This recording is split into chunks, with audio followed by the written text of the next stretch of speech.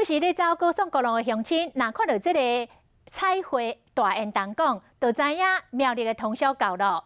嘛因为这个烟筒真悬，阁会闪灯火，过去是真侪偷渡客订录的支票。也毋过即摆，因为老旧的发电机组要来淘汰，为着要降低成本、减少污染，嘛要甲其中3支的烟筒拆掉，行入历史。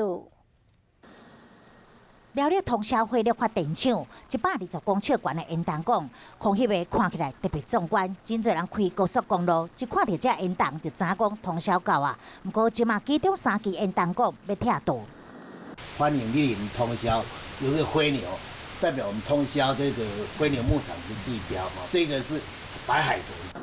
这外观有通宵特色彩绘，顶面也有闪光视灯。暗时有船只会照这个烟筒管方向前进，避免迷失方向。嘛，因此火力发电厂的烟筒呢，过去拢是真侪偷渡客订录的机票。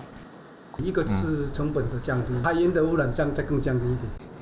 彩绘烟筒西元1983年建造，已经运转36档，主要是摆放发电机组所产生的气体。即马老旧机组要淘汰，确定这大烟筒管卖退休，会伫9个月内拆除完毕。欢迎光临通宵的机票，卖行入历史。